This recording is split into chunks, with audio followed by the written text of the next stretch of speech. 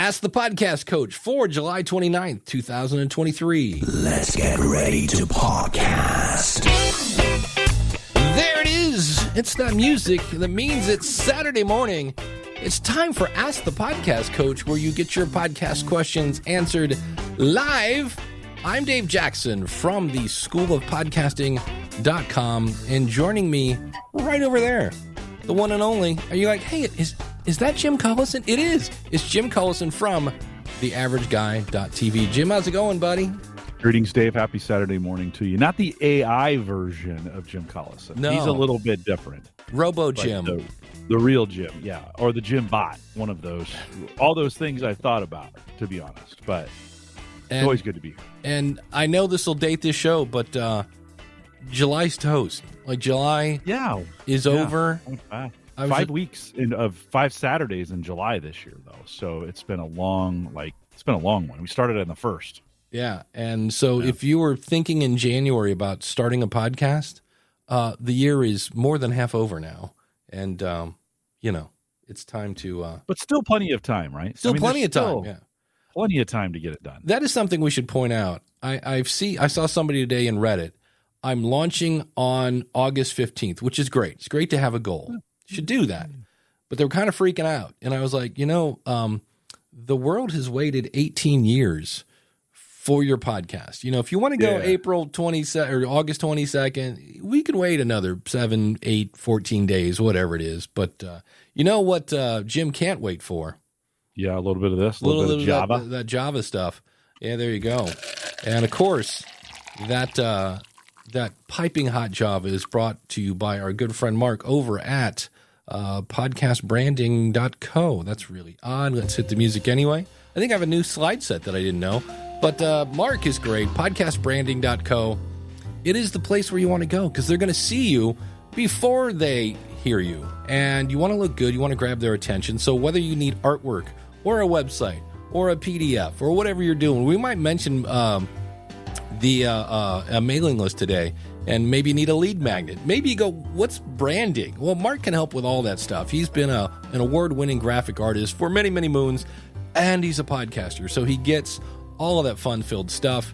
He makes amazingly just beautiful. I'm looking at the Fire Guy show right now. That's kind of cool because, you got to have the word fire in your show. That's always there. But like I said, he is a podcaster himself, and he just makes great stuff. Super nice guy. He's going to give you the experience that you're never going to get on Fiverr. It's hand-holding, making sure you get exactly what you want. So if you want to look good, there's only one place to go, and that is podcastbranding.co. Take me home.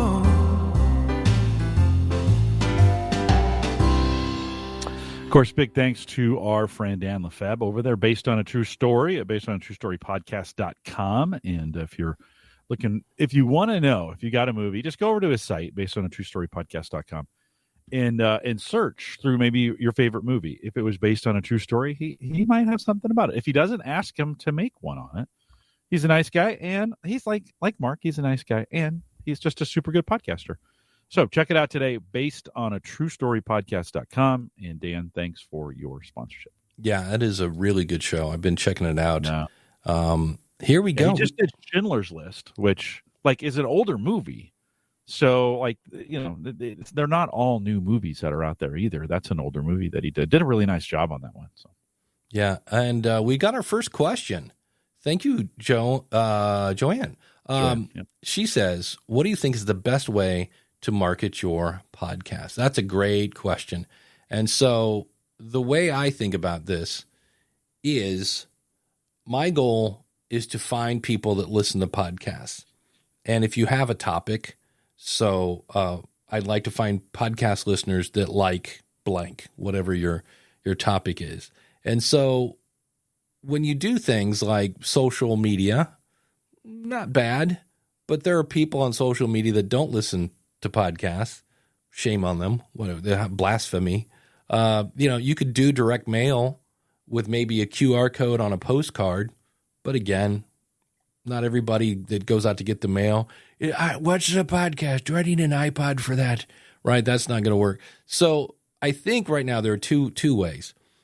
One is being a guest on somebody else's show. It takes a lot of work. If you do it right, I get a lot of bad pitches.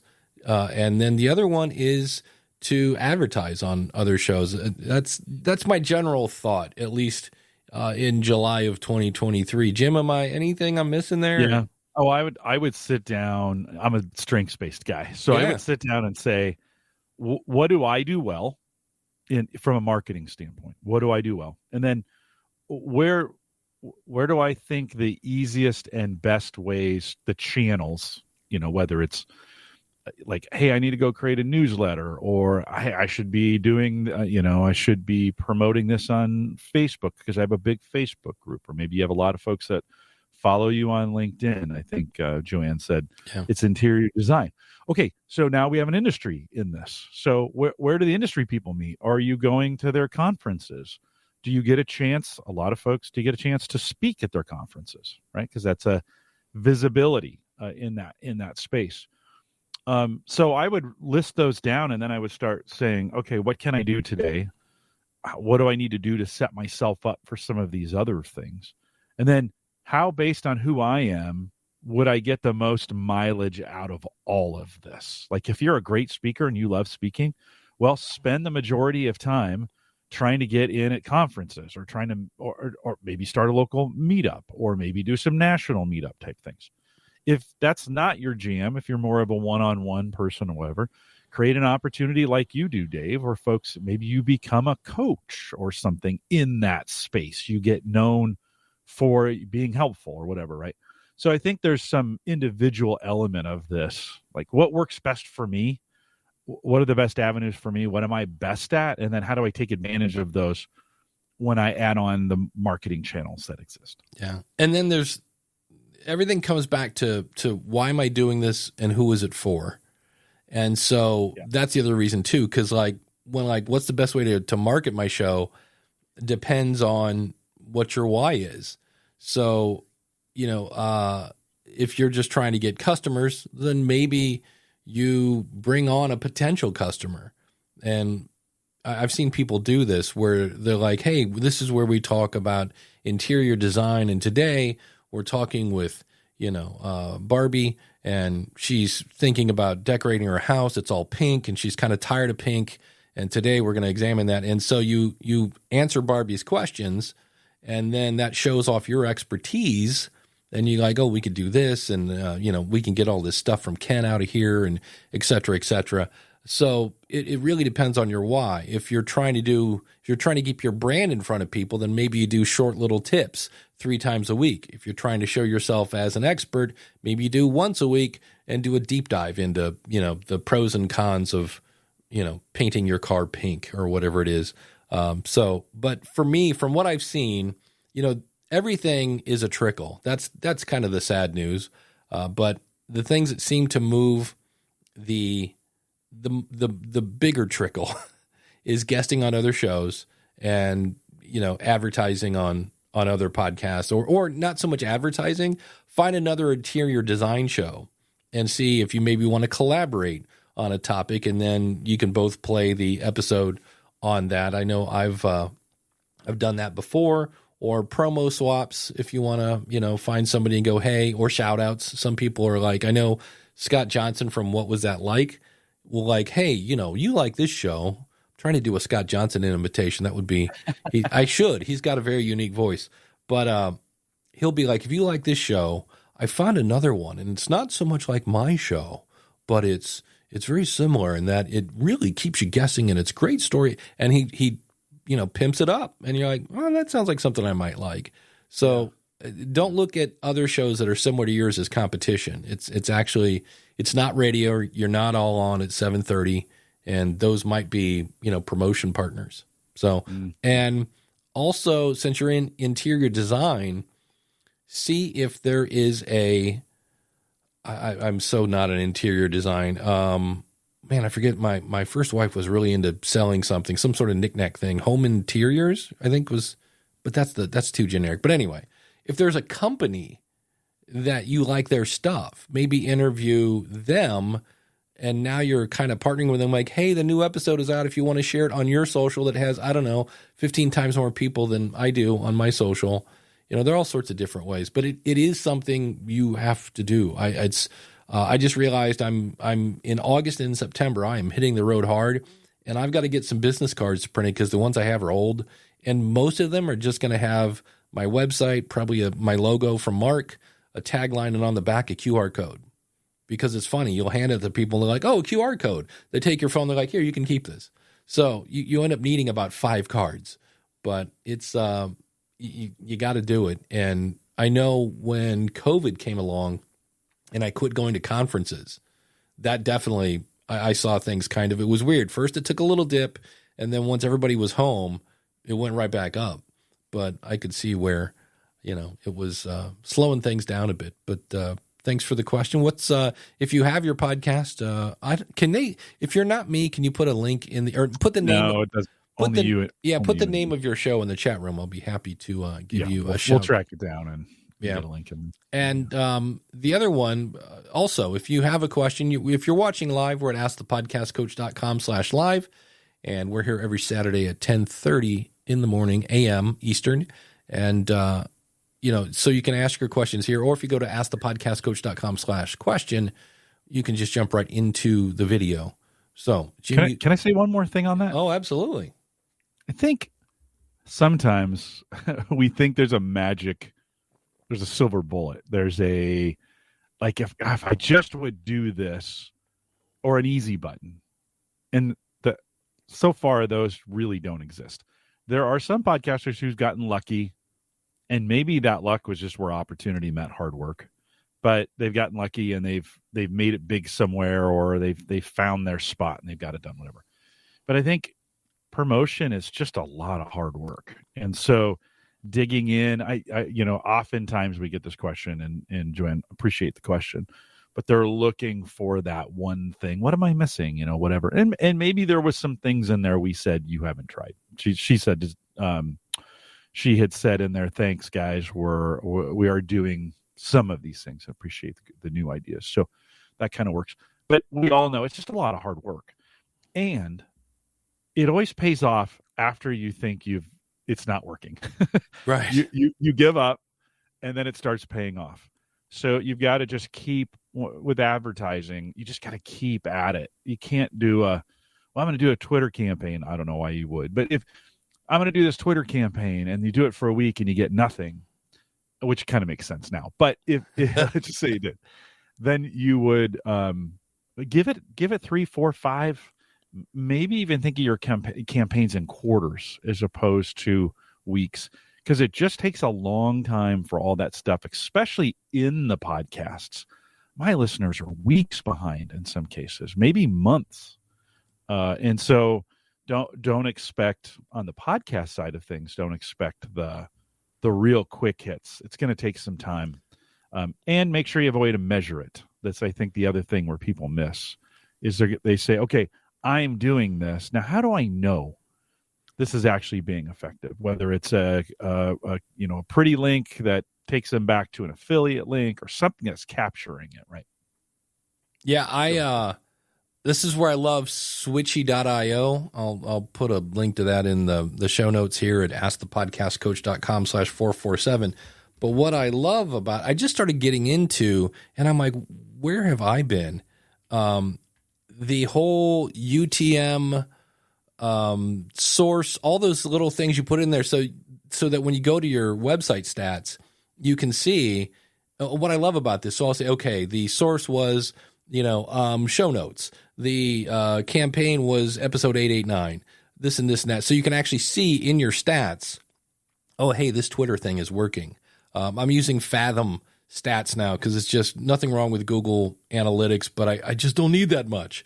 And it's really cool to see how that's going. The other thing, because, it's Dave, and I have to say this, before you go spending money on marketing your podcast, find someone not named Mom to listen to it and tell you what you're doing right, and maybe point out those things that are going, not so great. I had somebody, again, same company, looked at my website now that I've updated it, and they're like, man, this is so much better.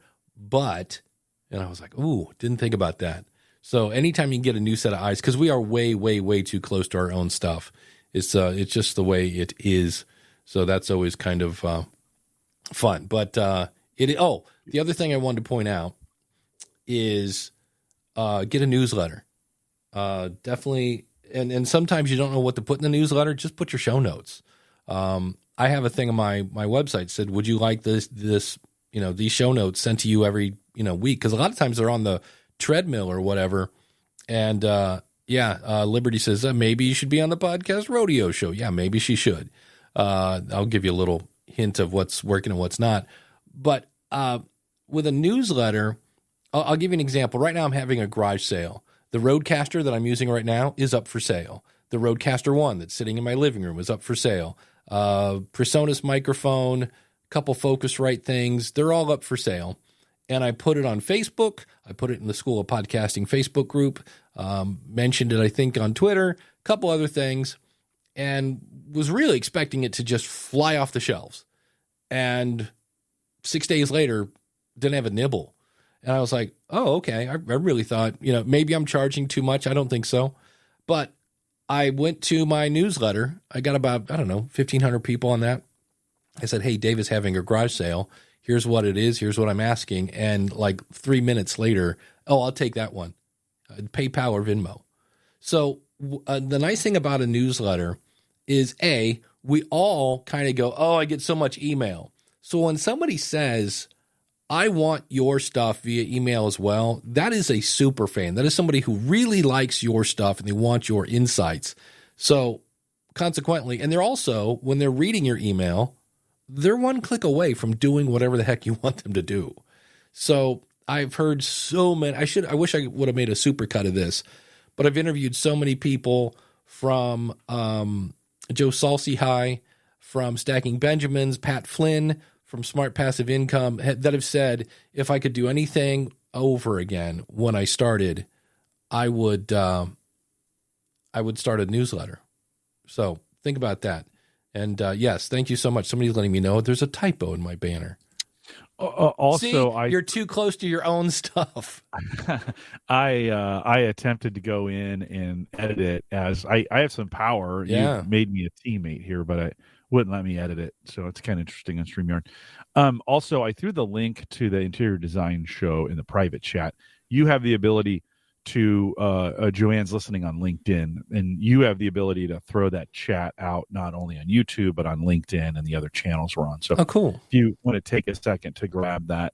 I think while you're doing that, let me say this on the newsletter, and Jeff kind of, no algorithms with email. There you go. Just be careful with the automatic AI stuff on this. Like you can, I think you can overdo it with too much automation. You can, people start to sense that. And where is that line? I don't know. You'll have to figure it out. But I get these, and you get them too. I get these emails all the time, and you're like, yeah, this was written by a bot for sure, or written by AI or whatever. And they've, somebody took literally maybe a second or maybe not even that long to kind of care about it. Right. So with that, I mean, the newsletters I have followed, read that are interesting to me, that have the most impact, are the ones that are genuinely written by the folks that send them. Like, you can tell it's stuff, I want to hear stories about their family or whatever's going on, kind of deal. In the AI stuff it's pretty easy to spot. So just be careful that we don't turn newsletters into spam mechanisms. Hey, I'm going to grab, I'm going to get 4,000 people, and then every week I'm going to spam them with, I'm essentially going to send them. Well, I'm not going to say it that way. So just be careful with that. Yeah, it's odd. I think some of these people must know it's the weekend, because I swear every morning I wake up and I have at least 2 pitches, especially for my weight loss show, which hasn't had an episode out in forever. And when that is on a definite, I will do one when I feel like it's schedule, because I did it for years. And I get a lot of, like, Dr. So-and-so would be a great fit for your audience. And the always thing that, if you're trying to, remember I said, one way to grow your audience is to, be a guest. And the pitch is always about them. Like, hey, you should have Dave Jackson on your phone. He's cured cancer. He's invented sliced bread, blah, blah, blah. And for me, I appreciate it when they go, oh, A, are you looking for guests? And then B, I see you talk about this subject. Here's something I could bring value to your audience. And they lead with, here's how I can serve your audience, because that's what every podcaster is doing. So it's all about your audience, not so much I'm so great. And then they might throw in later, like, oh, by the way, I've been doing this for 17 years and blah, blah, blah. But it starts off with, how can I help you serve your audience? And then you prove that you listen to the show and you are already like miles, just insert very large number here, ahead of people that are like, hey, I love your show. Dr. So-and-so is blah, blah, blah. And I'm just like, okay, I'm done. Which is why I often open up my email and go, let's see, first one and last one there, delete. It's the front page of my Gmail is usually just nothing I want to read. So speaking of the awesome Dan from Based on a True Story podcast, he says, AI took a lot of extra time for me this week as it got many things simply wrong. I had to do so many fixes. In fact, checking that I couldn't use any of it. Yeah, that's, to me, I love the Cap Show. I love, Cast Magic. I'll run the stuff through it. I'll get the transcript, but the titles, what's funny is I have a thing that grades titles, and they're usually in the 60 to low 70, and I like high 70s, low 80s for me, because sometimes to get that thing like the headliner, co-schedule has a headline grader, and to get that thing to give you a really high number, you end up with such a clickbaity title that I'm like, that's not my style. And so, but it's tricky. Liberty says, when it comes to emails like tweets, quality works. Yep. While quantity can be a huge turnoff. I did find something out this week. You know how we all hate pop-ups, right? Now I hate when I go to somebody's website and their pop-up is the size of my head and I can't get to the content kind of thing. I started using pop-ups, and the first 4 days I used it, it was annoying. Like you were on 3 seconds, bomb pop-up, and it showed up everywhere. And it was annoying me. I'm using, because I had it, I forget the name of the plugin. It's from that company, Elegant Themes. It's not Loom. It's something like, anyway. And you can't, I love pop-ups that you can say only show to like new people, but that's a cookie thing. So that's going to get in trouble. But if you want to grow your email, there's a reason people use pop-ups, because they work.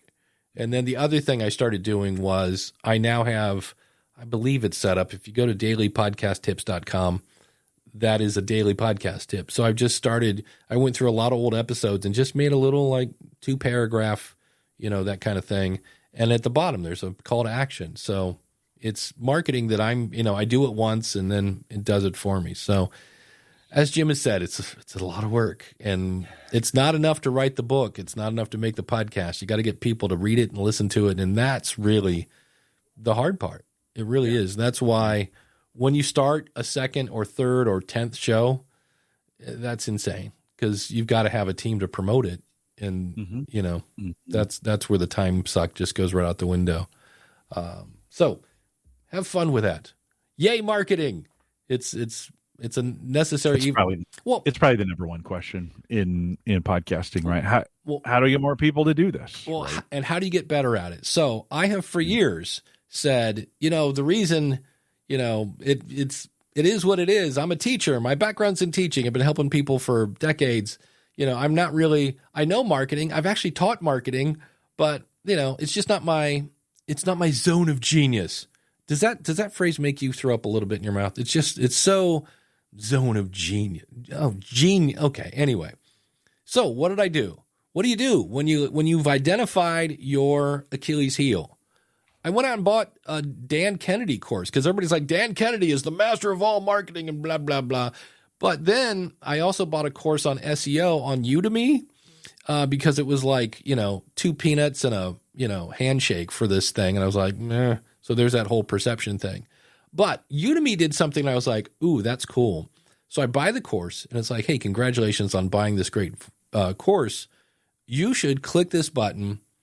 When are you going to take this course? Is it a couple times a week? once a week, blah, blah, blah. And it actually had me block out time on my calendar to watch the course. That's and I was idea. like, that's a really good idea. Because, I mean, I don't know about you. When I buy a $16 course, there's a really good chance I'm never going to go back because I don't have any skin in the game. I've already bought it, and it's there when I have my free time, he said in quotation marks, to go back and watch it. But this was like, no, you've just spent the money. So if you're trying to learn something, if you're like, look, I need to do more marketing for my show, put it on the calendar. Like from 7 to 8 at night, I'm going to go around and answer questions in Facebook.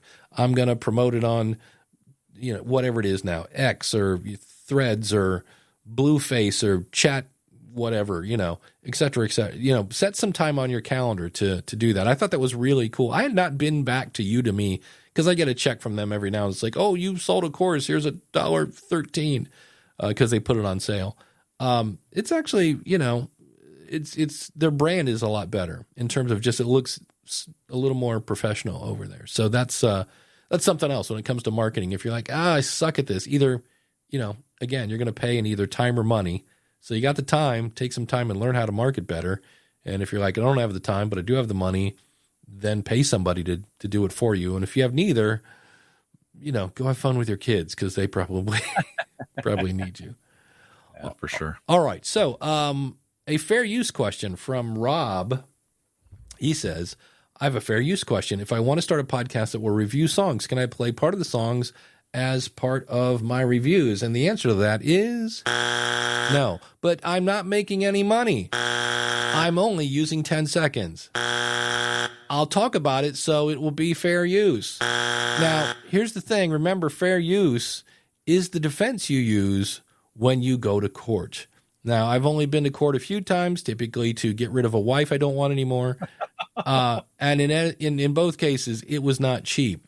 And if you're getting into criminal things, it's really not cheap. So I would not do it. Now, what I might do, and I wish there needs to be a resource for this. I know on the Podcasting 2.0, they're talking about a music site. It's really cool. This, again, 5 years. I mean, they're doing it now, but till Aunt Cheryl can do this.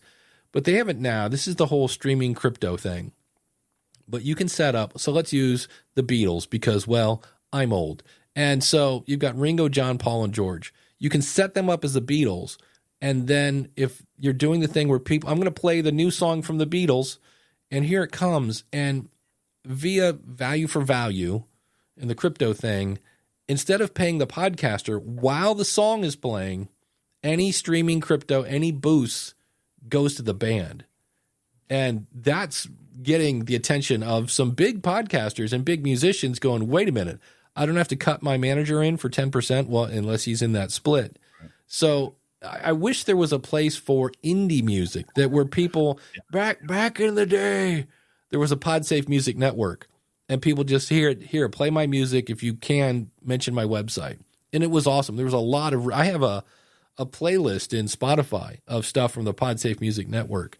And those people were like, no, just play my music. And they were kind of like mini, podcast stars. Like Brother Love was like, everybody loved Brother Love because he was Brother Love and he was a very unique individual.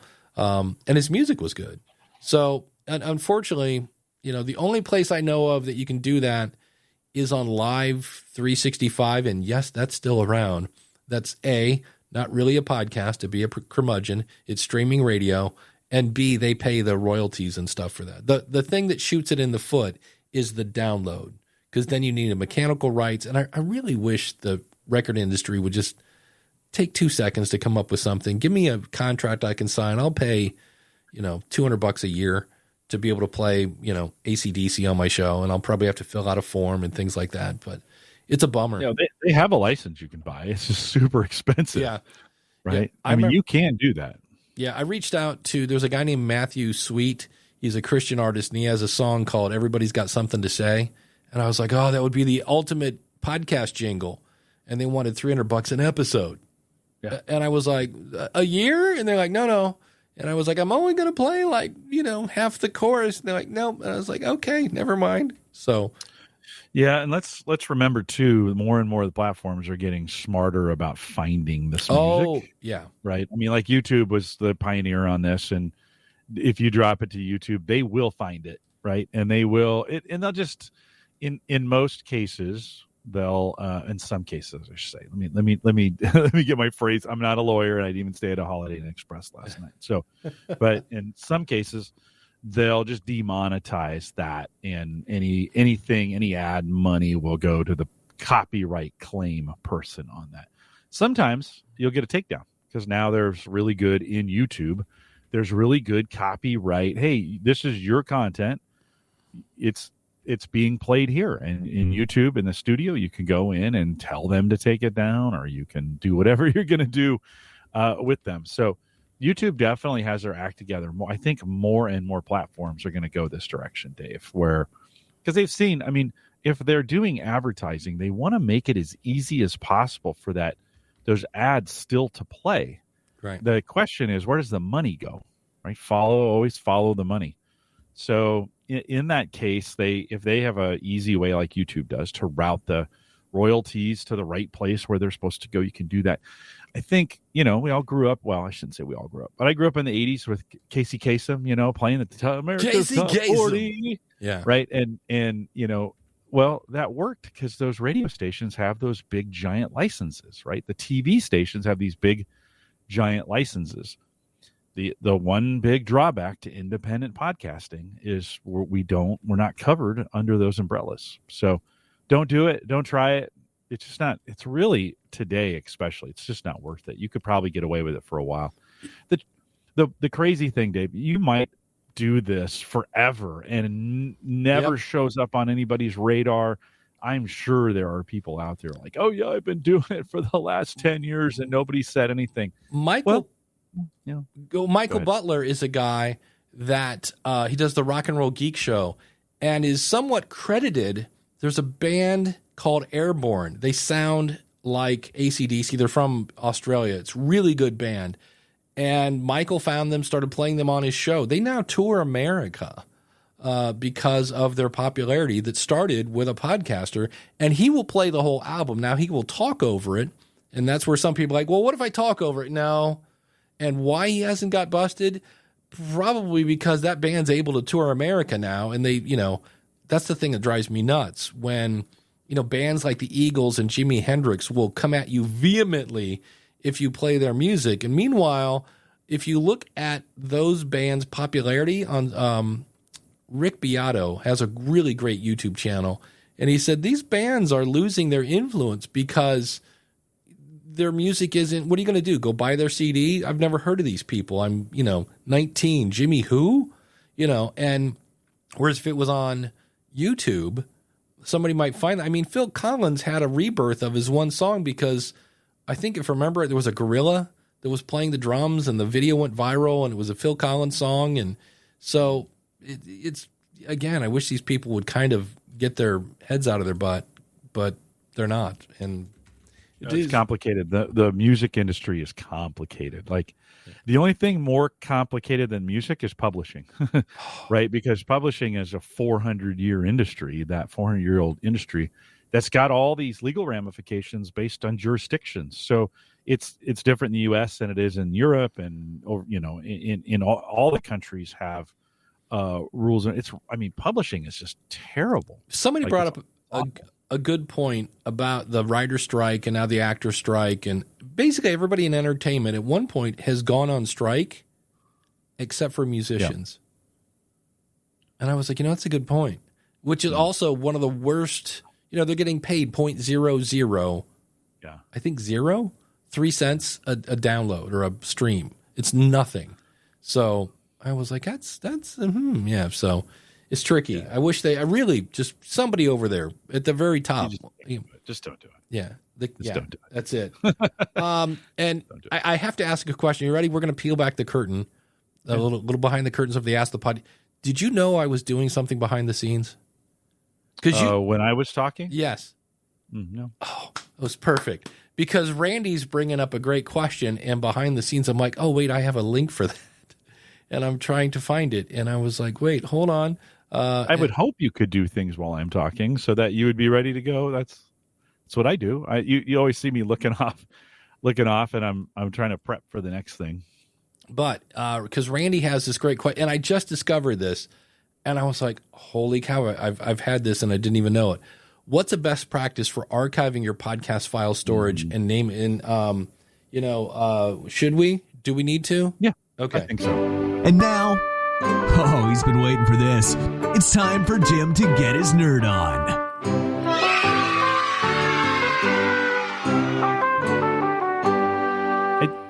I was just spending some time on Home Gadget Geeks Thursday, which will come out this weekend. Actually, it's already out. Talking with Christian Johnson from Maple Grove Partners, and we were talking about cold storage. Surprisingly, it's not long; it's maybe a 10-minute segment. But how do you archive your files, especially your podcast files, and then get them back? This was the point of the conversation. The archiving is kind of the easy part. The hard part is, how do you get back to them when you need them again? How do you find those things in them? Like, I had this guest on this show, and then how do I find it? So there's Randy, I think the very first question you have to ask yourself is, in archival, why am I going to go back to try and find something in it? How is that request generally? And I know we don't always know, right? But how's that request going to come in? Is it going to come from me? Is it going to come from the audience? Do I need to tag things by guest? Now, in your case, Randy, you're a solo podcaster, so you never have a guest. I shouldn't say never, but most of the time you don't have a guest. It's mostly you. And so I think you have to ask that question. What do you think you would be searching for if you wanted to in the archive? Now, if you just want to put them in storage, like I'm never going to search for anything, just sort them by episode number or sort them by date. Those are the two most common ways.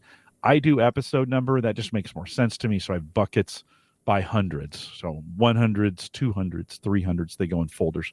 Pretty easy to find that way. You could go by date. That's another common, if some people think more that way.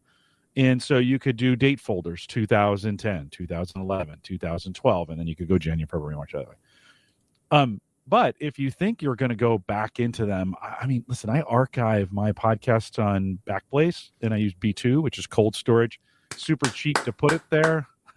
That was my secret. I was like, I just discovered this. Yeah, it's super great. Cold storage, cheap to keep it there, expensive to get it back. This is the thing. Like if you start pulling it, it's a little more expensive to get it back than it is to put it there and keep it there. I keep 3 terabytes of backups, maybe a little bit more, $15 a month. Super cheap, right, to do that. Yeah. But if I never gone back and gotten a podcast.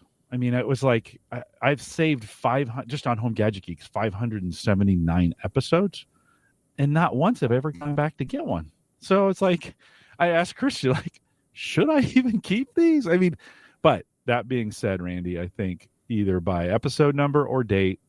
But ask yourself, if you're going to do some retrieval on these, there might be some tagging you want to do in advance before they go in so you're able to find them. All right, it's a lot of talking. What do you think, Dave? Well, I just discovered this. And so I was looking at this, and currently my show called Your Podcast Consultant has it's like 134 episodes. Everything combined is 23 gigabytes. That's every file, every image is 23 gigabytes. So I could no video then, right? Just audio? Yeah, just audio. Yeah. So I could store that show for 12 cents a month. And later, if I wanted to download all of those files, it would cost me 23 cents. So again, it is audio, things like that. But here's the thing. They give you 10 gigabytes for free. So let me share my screen real quick. Share screen.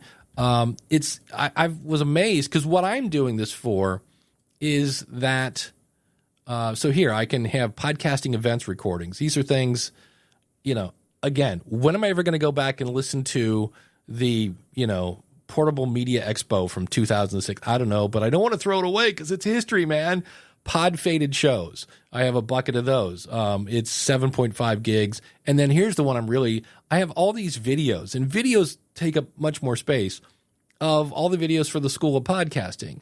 And if for some reason I accidentally delete one, which I never would, I don't want to have to redo the video. So that's when I was like, man, this thing is chewing up my hard drive big time. And so I'm deleting old videos that aren't, pertinent anymore. But and then this was an old hard drive. So and all of this that I have here is, let's see, that's 7.5 gigs, 440 megabytes, 3.2. That's okay. So there's nothing in that one. But basically, I'm not paying a dime for any of that. You get 10 gigs for free. And I was like, huh. So there's a link in the show notes now. In full disclosure, for our good friends at the FTC, that is the link I put in the show notes. You get a free month, and I get a free month. So there's a little quid pro. But I, as you can see, I'm not saying that because I want a free month. I'm saying that because I use it and was like, holy cow, because I know we've talked about this subject before, and I was like, if you're doing audio, you can store a lot of stuff there for free. It does come in handy. I am actually doing this right now. I know I've talked about like Stephen Colbert was on Howard Stern. Speaking of things you don't have rights to play, and there was another one where Howard Stern was interviewing Ben Affleck, and I'm going to pull some clips and hope I don't get sued. In the School of Podcasting's course, it's called All Things Interviews, because in the Ben Affleck clip, he asked a question, a hard question, and there was 18 seconds of silence while Ben was like, well, and Howard didn't say a thing. And at the end of that 18 seconds, Ben spilled just such a great story. And then the other one is with Stephen Colbert, where Howard asked him, he's like, hey, do you think, because Stephen Colbert lost his father and a brother in, I think, a plane crash or a car crash or something. And he goes, do you think you're a comedian because you spent most of your life trying to make your mom laugh? And Stephen Colbert goes, oh, deep question. Holy cow, Howard. Jeez, Louise. And Howard's like, well, I can identify. He goes, my mom was a Holocaust survivor. She lost her family and was depressed a lot. So I spent a lot of my life trying to make my mom laugh. And it's a strategy of like, if you want someone to kind of be vulnerable, you be vulnerable. And then Stephen answered the question. And I was like, oh, cool. So I had to search for the word Howard on my entire hard drive because I knew I had the clip, or Colbert, and it was a pain in the butt. So make better show notes, because I searched my website. I'm like, I know I played this in a show.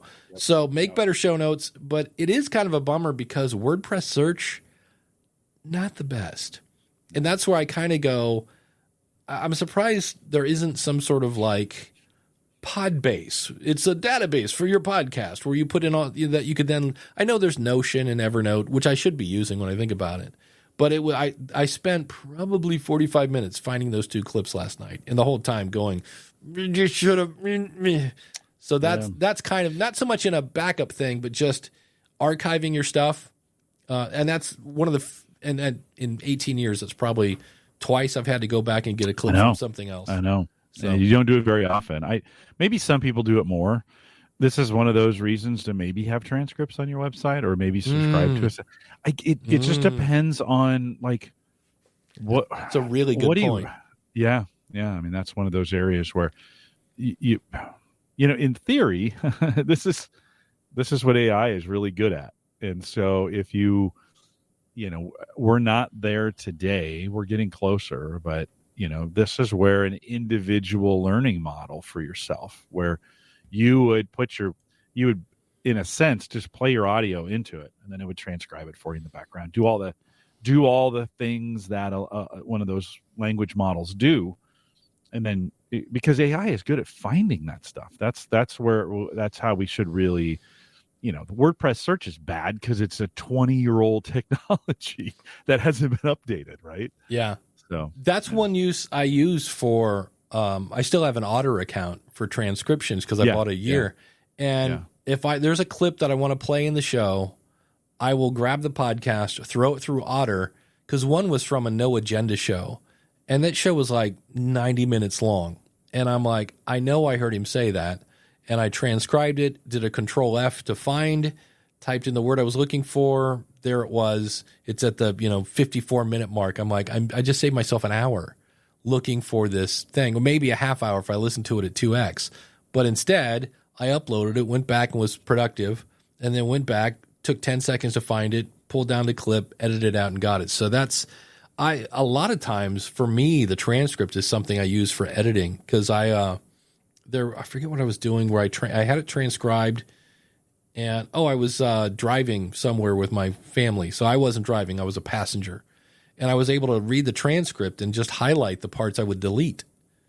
And then once I got home, I opened up this and I could see right where it was. And so that's another use of that. Jeff says first thing he does after a show is transcribe the show with Descript. Every show, every client, right? And it's great. I mean, that's, for me, some of those tools weren't available when I was first podcasting. In fact, none of them were available when we first started doing shows in 2010. Do I go back? Like, what do I do? It's a dilemma because you're like, I'm gonna transcribe. I've been transcribing shows probably for 4 years now, maybe, whenever that got easier. And does that mean I go back and go? I mean, I have hundreds of shows that I would need to do before that.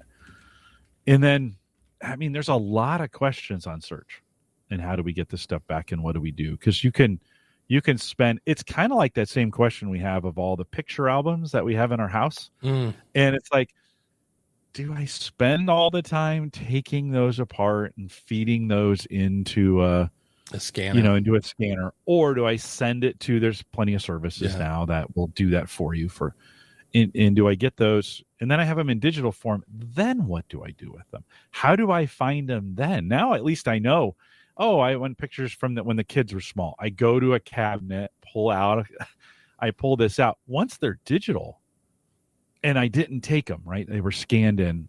Do I go and tag all of them by date? I mean, that takes so much time, Dave, for what payoff? Yeah. So it's a big issue. I mean, it is definitely a big, and the longer you've been doing this, the harder the problem. How much time do you spend tagging and figuring things out and whatever, right? So it's a big question. And speaking of Jeff, I will be appearing this Friday, Social Media News Live. I was like, I know it's media live. I couldn't remember. So thanks for that. Friday's at 10 Central. So that'll be fun. And speaking of Descript, Chris Stone is in the chat room. He says transcription is essential. Everything goes into Descript for me as well. It saved him hours. And I need to revisit. I guess both Chris and Jeff use Descript. And like anything else, have you ever, I don't know, if I were to go swimming today and did some hard laps in a pool, I would wake up on Sunday going, man, I haven't used those muscles in a while. And you're a little sore. And I basically, every time I use Descript, I come out a little sore because I don't use it enough. I need to just kind of force myself to use it because I'm always like, wait, who moved my cheese kind of thing? And they always change the interface. And Chris was telling me because I've seen, like, I'll watch a demo and just put in a slash, especially for video, some really cool stuff. And I was like, I just need to go back and force myself to learn Descript and ignore the fact that every time I fire it up, they go, a new version is available. But the one thing, for anybody that uses Camtasia for video, they just added speed up functions. Because I started to learn DaVinci Resolve because it's free. It's not a big learning curve, but that thing will do your laundry. Holy cow, and I was like, maybe this isn't something I want to point people at because it's really, really, really powerful. But in terms of like, I just want to edit stuff for YouTube. It should be cool. DR says, speaking of Descript, the last time I used Descript for transcription was really pretty bad. Well, okay. I spent more time cleaning it up. Didn't we talk about this earlier? That AI, you gotta. Who was it that said they used AI? I think it was Dan. Cast Magic works much better for me now. Yeah, the thing that's interesting depends on the audio quality, the individual. Like there's some of those pieces there. It surprises me these services haven't gotten into transcribing and then running that through AI, so that it because AI is good at predicting the language, like what should be the next word, and then it should be able to look at that and say, oh, you said that, and even though it's not spelled right or whatever, right, that's not what it meant. I mean, that's really these LLMs are really good at this. So I don't think we're too far away from that actually happening. The problem is it takes an enormous amount of processing power. Yeah. So, maybe we just we've got to get a couple years down the road. Yeah. Jeff is saying Cast Magic will now import Descript transcripts for 50% of the cost. That's interesting.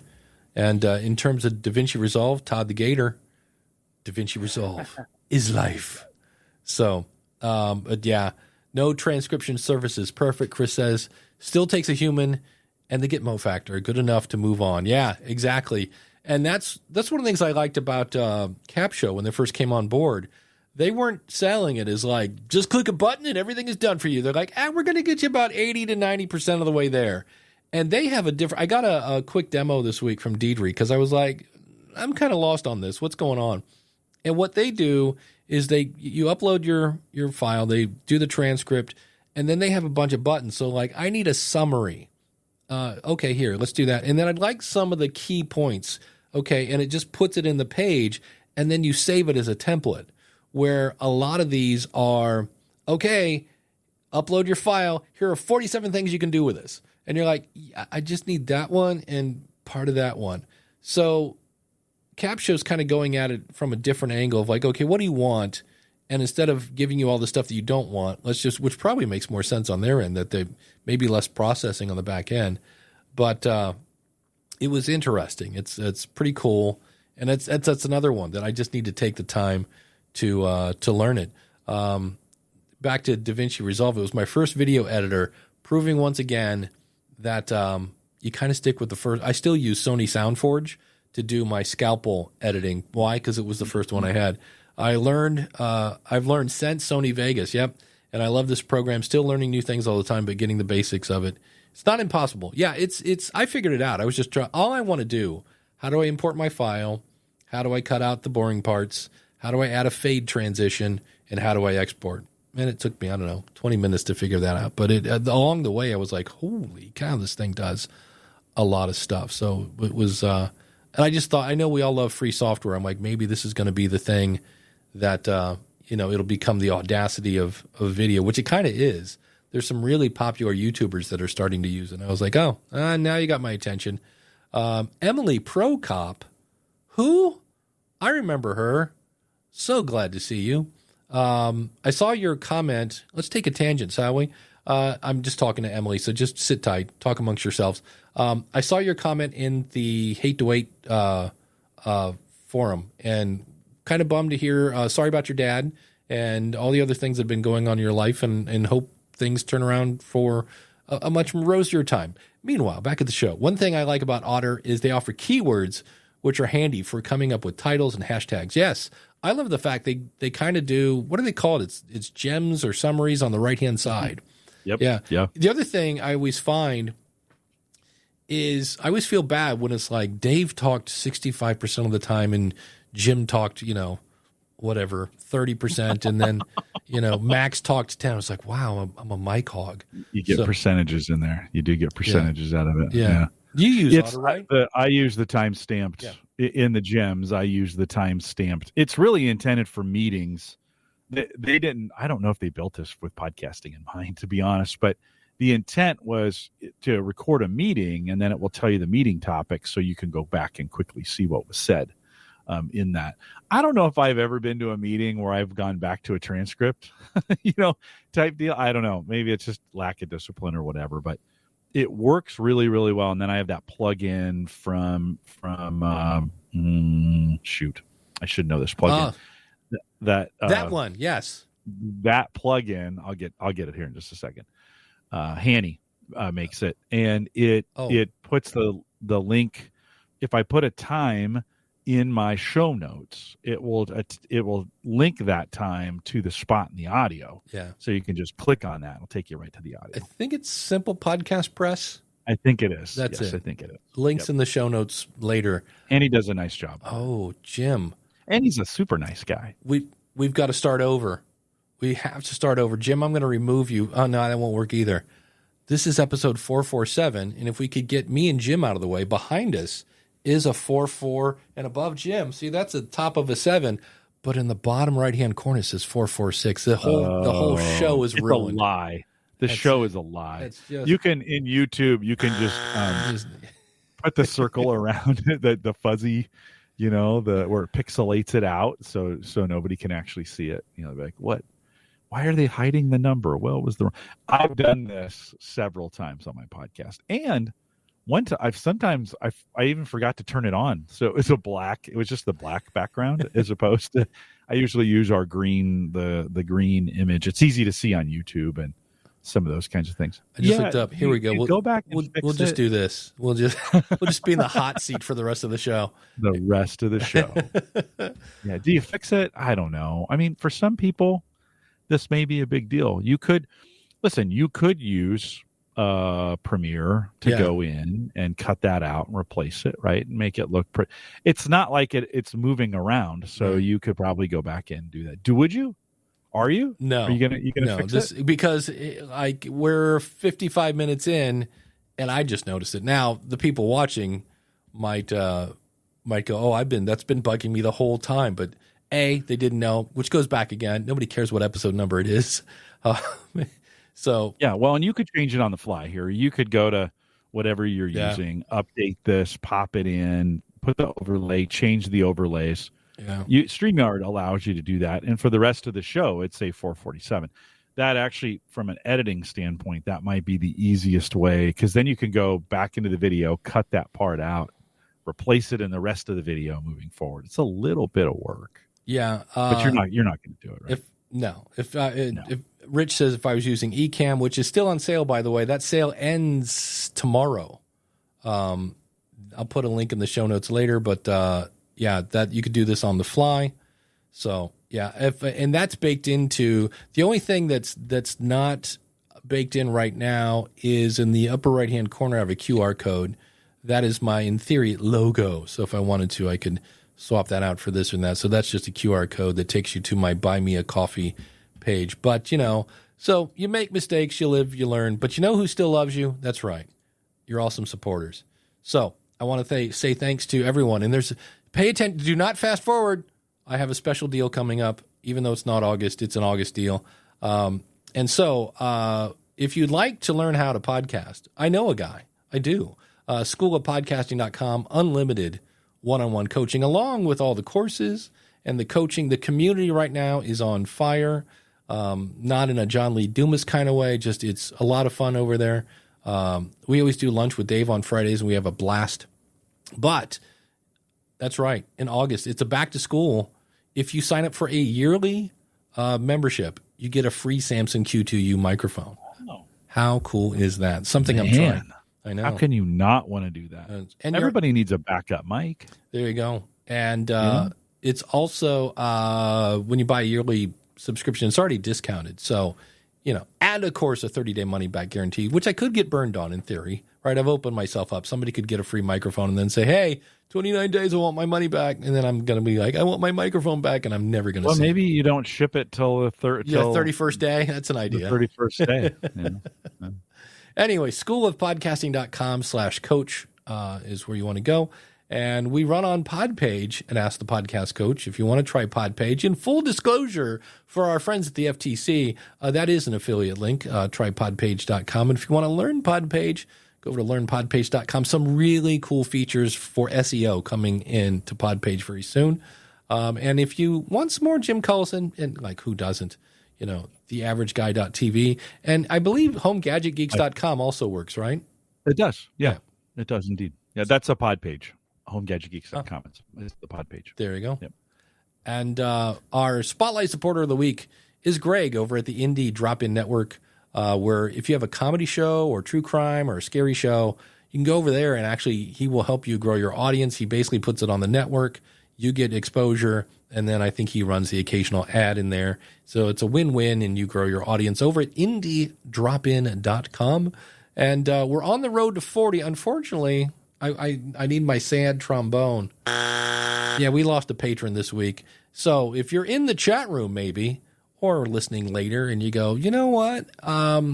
If I gave Dave $5, I think these episodes are worth $1.25. Or you could be like Chris Stone.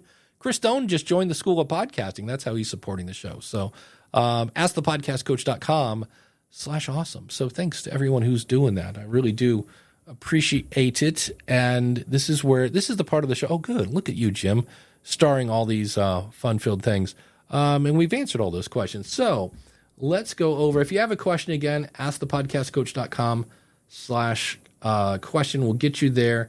Here is something I saw this morning. This was from, I believe, Reddit. And for the record, if you're on Reddit right now, Daniel J. Lewis is also having many things on Reddit get blocked. So we're like, we've talked to Bang's Naughty Bits. He may not be as involved over there as he used to be.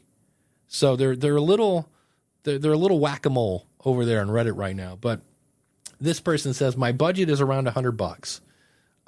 Wait a minute. I'm at the bottom of the page. There are two things here that we're going to talk about. My theme that I'm going for is make it easy or you'll quit. Good budget mics for outdoor. Number one, why are you recording outdoor? One-on-one or group interviews. There's two words that don't really, in my book, group interviews. I'm like, hey, all, I'm starting a podcast about my college and looking for a good budget mic. So he's a college person that can help me easily set up a place where two or more people can sit down and talk. I'm thinking the setup would be like either one, but probably two stationary mics. Yes, definitely more than one. That can pick up all the voices in the conversation, or a bunch, or just two lapel mics. My budget is around $100. Prefer to spend as little as possible, but willing to go outside the budget for a bit better quality. And so in this case, there is, and I was trying to find the box so I could hold it up, but I can't find it. It is in Reddit, I had to like just tell him what to search for on Amazon. There is it's two lav mics, and I want to say they're $29 or $39. And I heard somebody once on a video, and I could see they had a lav on, but they actually had bass in their voice. And I was like, what mic is that? And it's these. And I've compared it to like the Rode Smart Lav and a couple other ones. And it comes with a thing that in theory you could put it into your phone. Well, you're going to need an adapter because it's got the old TRRS. So you'll need one of those little adapter thingies, but you could record it there on your phone. To me, we need to get away from the idea of one mic for multiple people. That's just bad audio walking, basically. We're just waiting for it. So, I was just in a meeting this week, and we're doing an interview in Berlin in a couple weeks, and my resource there is he bought this new mic. I won't say what it is, Blue Yeti. And he's like, it's Jim, it's got all kinds of settings. I'm like, I know it does. Like, I've had one. I've had two actually.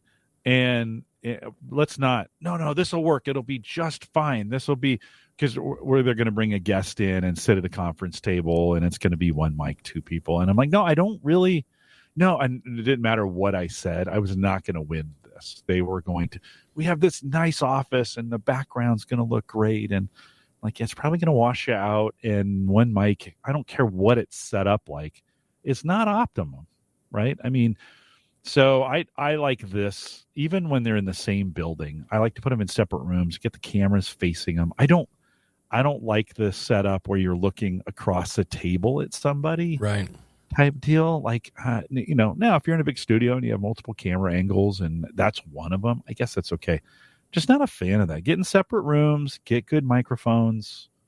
It's not that hard, so that's not a fan of that, but I'm going to lose that one. Well, and for the record, right, we go back to your why and things like, if that's all you got, if you're like, look, I don't have a budget, keep that in mind. But then I would just go, okay, I can buy these microphones. I can only interview one person at a time. Then it's me and the other person. I'm not going to do a group of people, right. Or we're going to pass around the lav. And I will do a lot of editing later, to get out the whole, like, here's the lav. Okay, okay, now Jane's going to talk. Okay. All right, you got to get that out of there. But here's another recording, but not editing, on a Chromebook. There's a phrase, Chromebook. When I hear that, I just go, nah. They do have high-end Chromebooks. Okay. But if you paid $200 for it, yikes. Yeah. Yikes. The plan is to launch my podcast on August 15th. This is the guy I was mentioning earlier. Yeah. And so I need to start recording ASAP. No, you don't. If you want to launch by August 15th, but again, easy there. My problem is that my main computer is located in a noisy environment. So I'll need to be recording in the quieter room on the Chromebook. but none of the editing programs I'm interested in appear to function on Chrome OS. So I'm going to have to record on the Chromebook, but edit on the desktop computer, which I'm fine with doing, but I have no idea what I should be using to actually record the raw podcast on the Chromebook before I move it to the computer in the other room for editing. Is there a good program or a website that works on Chrome? And I was like, So my answer, of course, was not to answer the question, but just to say for both these people, it's the Zoom PodTrack P4. It runs on batteries. If you need it to go into some other room, buy yourself a couple Samsung Q2Us, and you don't have to worry about trying to record on things that weren't made to record a podcast. I mean, can I record a podcast on my phone? Yeah. And with those labs, first of all, don't record outside unless you're doing a nature podcast. That's not you want to get in the quietest place you can. But my whole point is about this is, and then I'm going to throw in one more, and then we'll just riff on all these. Podcasts with lots of amazing guests, but its concept is too niche for an audience that I want. So he says, hi, I'm Mike, and I have a film/TV podcast interview show that started in 2020, which has done about 40 episodes. And this is not crap, I picked up the wrong card. Yeah, this is not, there's another person that said, I'm sorry, let me find this. They're doing a mental, good budget. I just had this one. All right, I'll make it up as we go along. They were doing a show for children with what's the appropriate word? Mental health issues. Because we can't use the R word anymore. But anyway, and they said they have a Facebook group for these people, and it's great. But when they go to get guests, they'll have like 10 people like, oh, I'd love to be a guest. And they'll send them the link to a form.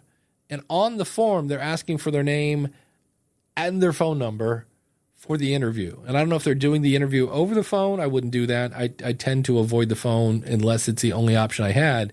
But here again, you want to keep things easy. And Jim can tell you on surveys especially, you only ask for the information you need. And I would ask, do you need their phone number? Because think about it. You have a person you've never met, only on the internet, ask you for your phone. So in all these cases, when you make things harder, Daniel J. Lewis and I do a show called The Future of Podcasting. And when we started it, there was a lot of information. And I finally went to Daniel, besides the fact that I have a lot of things going on. I said, I need to go to bi-weekly for a bit because it's just hard to get good content. And so when your podcast is harder than you thought it was, you'll either A, find time for it, or B, you kind of start thinking, man, this is too hard. And then you want to quit. So in the case of I'm trying to record outside, I'm trying to do this on a Chromebook, or I'm making it kind of hard I'm asking a bunch of questions for my guests. When you make things hard and you put up hurdles, it's going to inspire you to want to quit. Does that make any sense? Am I tying those together enough? Yeah. Okay. Sounds good. I have nothing more to add to that one. Yeah, it's just, like even with you, like you've kind of gone on a bi-weekly kind of schedule there for a little bit because you were having a trouble finding guests. Yeah. So anything. No, I just wasn't as into it as I was. Part of it is too, I just didn't want to do it sometimes. Yeah. But yeah, if you make it hard on yourself, if you make it hard on yourself to do this, you're not gonna do it as often, right?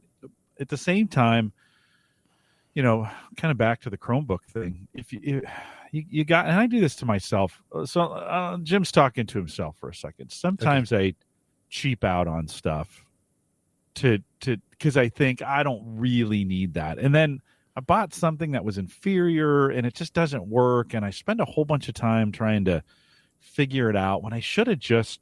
If I'm going to do it, I should have just spent the money and bought the good thing, right?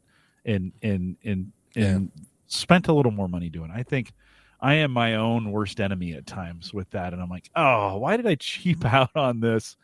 And unless the cheap one works, right, for you, and that. But oftentimes we do a poor recording on bad equipment and cheap gear, because we don't want to spend a lot of money on this. And then our expectations were that we spent $1,000 when we spent 50. And you're like, yeah, that doesn't compute. That doesn't work. You need, if you have $1,000 expectations, spend $1,000, right, to get it done. That's it. Yeah, I've been there, done that too. I've also done the opposite. I have bought things thinking I would grow into something, and then I didn't, and which is fine. That happens too. Yeah. That happens too. That's why I do the cheap out. Yeah, because in the past I bought something that was more expensive than I needed, and I never used it, and I regretted it. Yeah, right? I mean, not saying these things are easy decisions to make, but DR has a question here.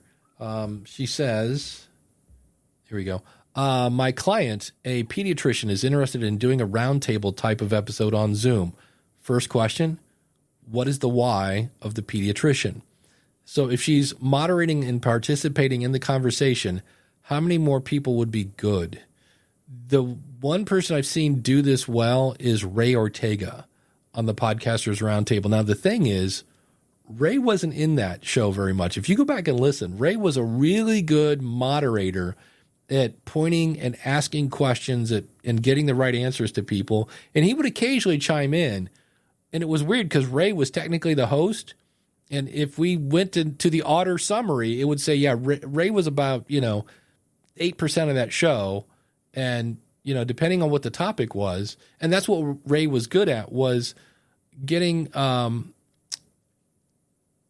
the answer from the person who had the most experience and just staying out of their way.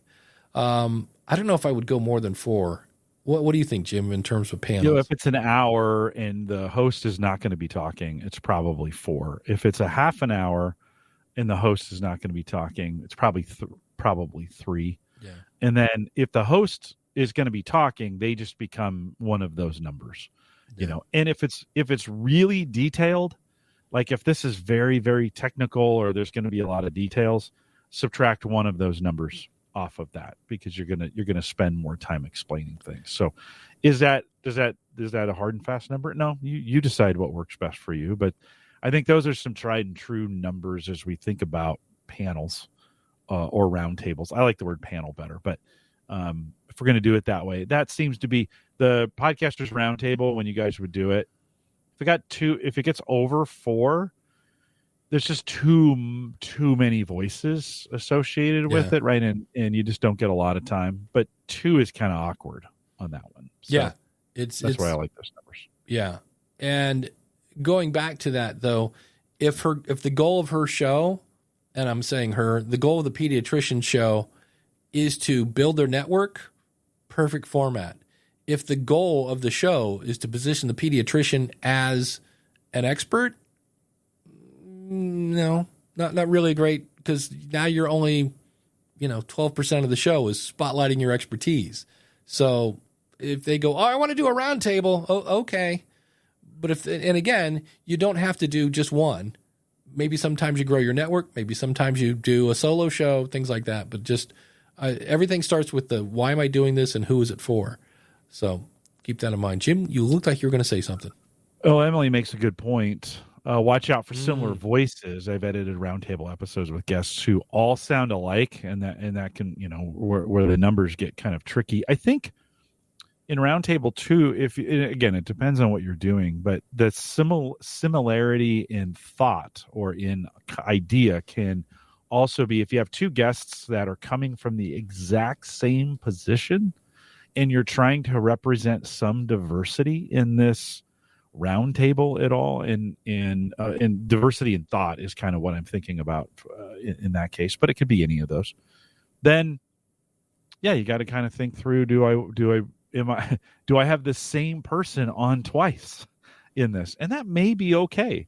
These are just questions to ask yourself on what you're trying. You started this with, what are you trying to achieve with this thing, right? And so it may be helpful to kind of think through that of, if I have 2 guests that are going to say the exact same thing, is that really bringing value? Could I be bringing a different opinion on a different voice to get a different point of view? Yeah, it's I'm working with a client now, and he's hired somebody to go out and find guests and I'm editing the audio for them, and I listen to the interview, and I know his why is to help. He's supposed to be hired as the expert, and I had a hard time going because it's the why and the who, right? Who is this for, and why, and where it overlaps. That's your what. What can I talk about that's going to hold the attention of the who and get me towards my why? And I said, what's the big takeaway for the audience that's going to go, ooh, I should hire this person? And he kind of went, and I go, yeah, exactly. I go, why is this person on your show? It's not always easy. So it's tricky. But I have seen also, by the way, being a moderator is not as easy as it looks. I got to be a moderator in London, and that was tricky because, man, is your brain going nuts because you're like the whole time you're like, okay, that person's you don't know how long the person's going to answer their question. Are they long-winded or short-winded? And if it's a short-winded and you were expecting long-winded, you better be ready with the next question, who to throw it to. And per Emily's point, that's where you want to go, I don't know, Jim, what do you think? Say their name more than once so people know, oh, that's the voice of Jim. Direct them. Well, it's also helpful for the panel to know who's going to answer the question. Yeah. And with panels, I always tell them when I'm moderating them, I will call on you. So don't these open-ended well, who's going to answer that one? No. Let's do some homework and let's get the first couple things scripted so we kind of know who's going to do what. We get everybody comfortable in there. Then you can kind of do, conversation, let people pop up, some of those kinds of things. But calling on them, I think, is super key.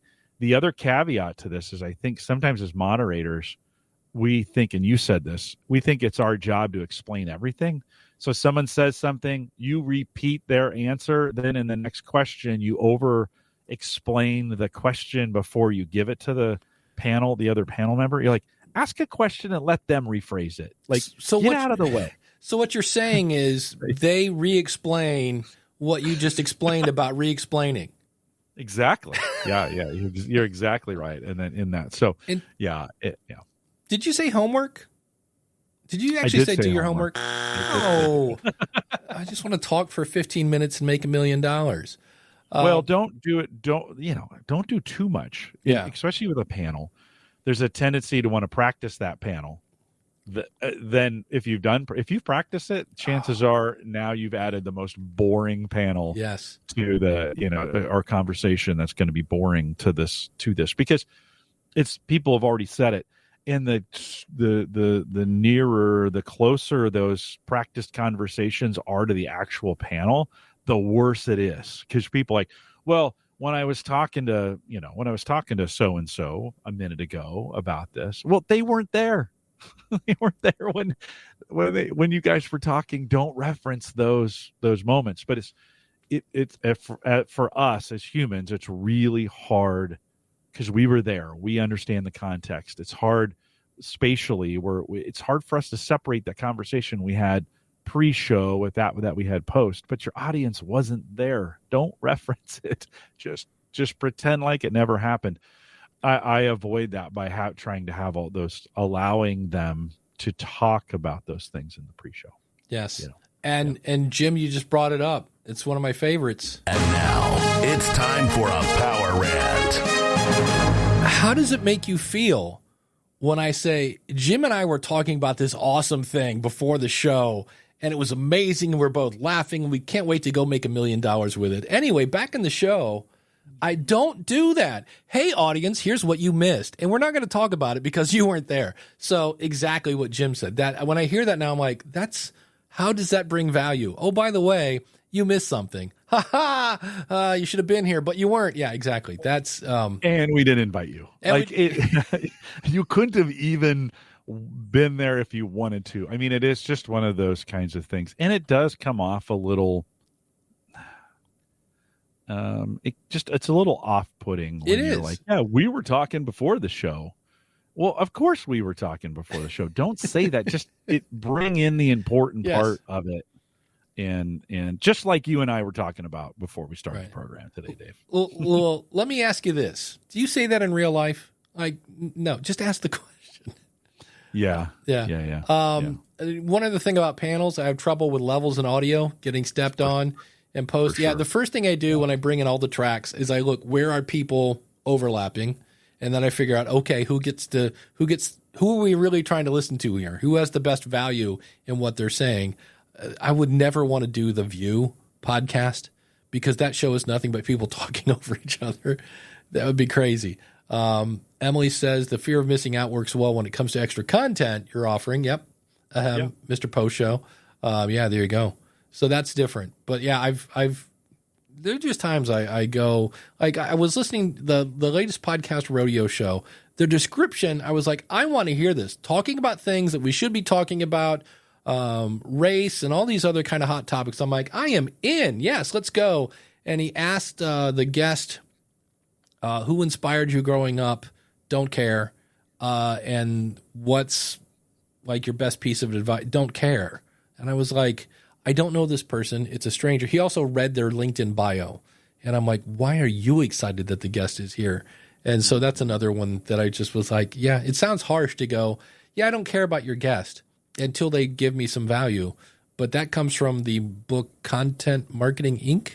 by Joe Paluzzi. And I was like, you know what? That's kind of true. It sounds a little harsh, but it's kind of true in a way. One other quick one here. Back when we were talking about Reddit, Coach Dave, why is content on Reddit being censored? I talked to Bangs, texted. They had somebody come through and just peppered it with affiliate links. So they had to kind of up their game a bit. Well, technically they're not.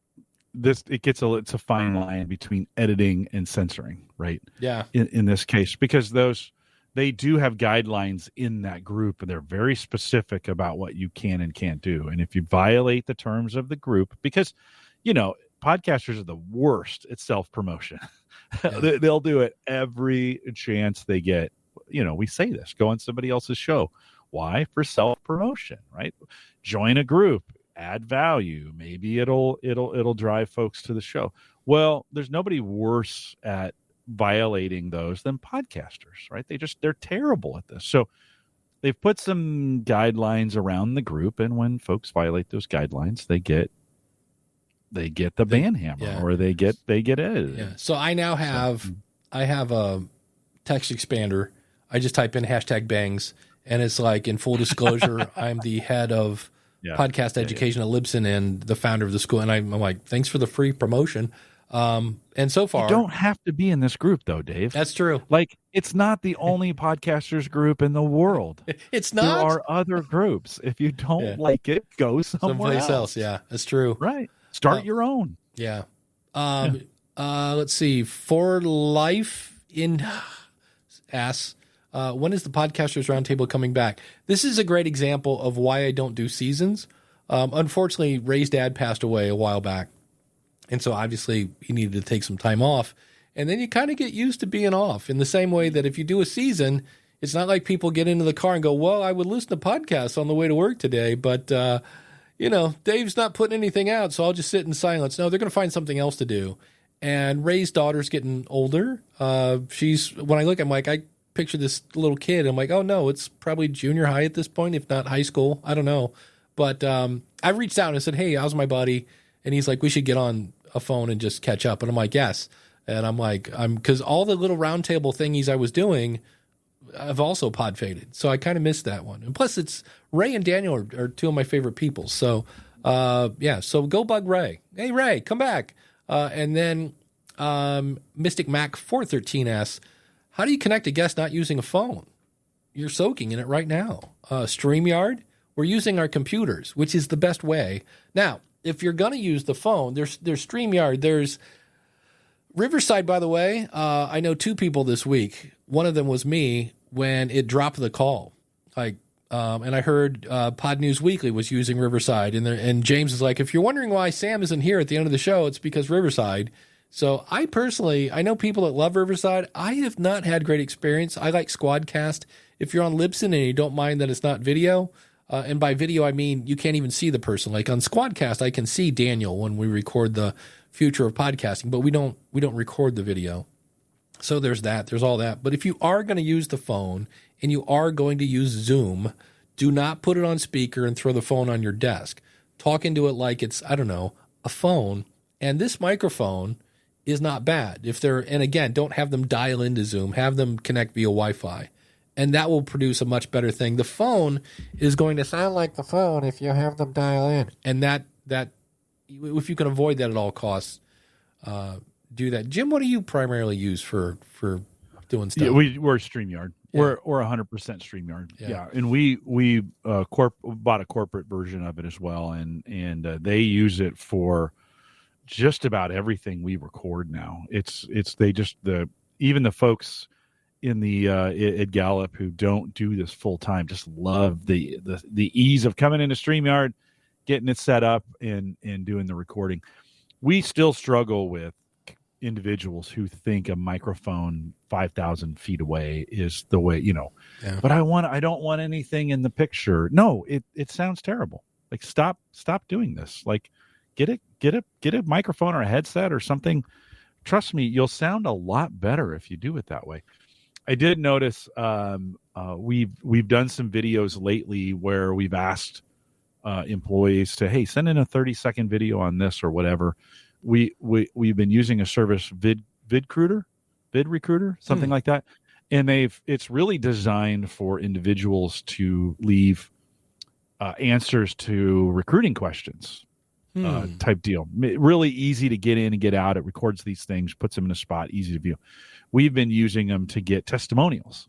We bought a license for it to do it. Nice. And what I've been noticing is, as phones have been getting better, we get much better sound if somebody just holds their phone up in front of their face and does it that way. You get really good cameras, really good microphones coming off phones for that kind of stuff now. So even if you can have them connect on their phone and they hold that phone close, not great for a video podcast, but you should get a little bit better audio that way. Go ahead. I'll let you take that one. No, I'm done. Mystic. Yeah, Mystic Mac is saying, do you need to do a mix minus with StreamYard? No. You just plug your mic in. Jim's got his mic plugged in. I got mine plugged in. Everybody should have headphones on, but even not, you can say, I'm not wearing headphones, and there's an echo cancellation that will go in there. But it's StreamYard. In fact, where did that comment go? Somebody had a great point. Don't forget about Ecamm as well. Zoom is business. Riverside is for techies. And StreamYard is simple to use for podcasters. And Zoom is for the, people that survived the COVID thing because everybody was on Zoom.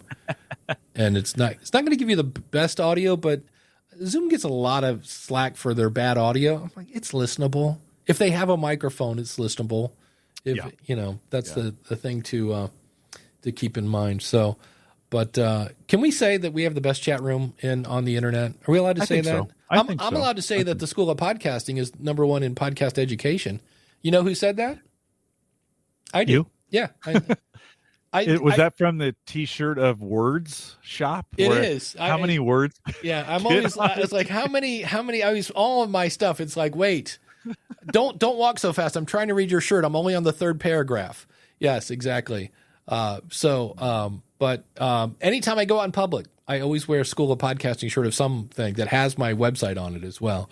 So, but I do you walk by? They're like, slow down. That's I'm it. Trying. So what if the thing? Because especially the one is like, I help podcasters. It's what I do. I'm like, I think I had to buy like a 2X shirt to have that all fit on there. So exactly, it's wrapped around the backside. Like, hold on, the website goes around underneath my arm. Let me turn around, and the rest of it's on the back. This shirt was too small for these. Yes, don't hire Dave to design your T-shirt. He's getting to the point again. Not my strong suit. Didn't Taylor Swift have a T-shirt that was something's? There's a lot of things going on here or something, and it fills up. The words fill up the whole front of the shirt. The next time Sticker Mule has a disc, a sale, I'm getting this T-shirt. Number one listen notes. I'm in the top 0.5. I mean, if we're going to be accurate, I'm in the top 0.5 of listen notes. Boom, exactly. Nothing says if you're putting 0.5% on a T-shirt like that, just put 1%. It's fine. That's it. Exactly. Don't put 0.5. Don't be arrogant. Yeah. So, Jim, what is coming up as we start to head out the door? Speaking of promoting our awesome supporters, what's coming up on the averageguy.tv?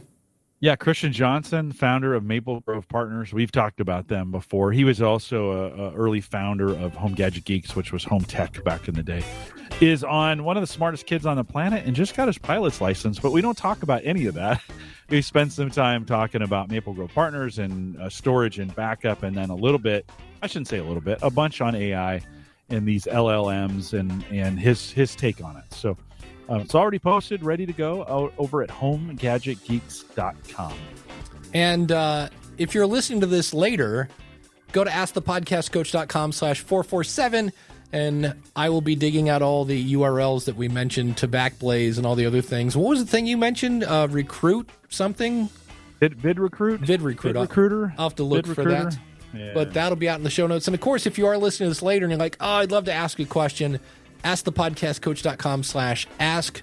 I believe now is going to point at, now you can always use the microphone at askthepodcastcoach.com. I might point that at Pod Inbox just for giggles, just to use that. That's a whole other thing we might talk in a future episode.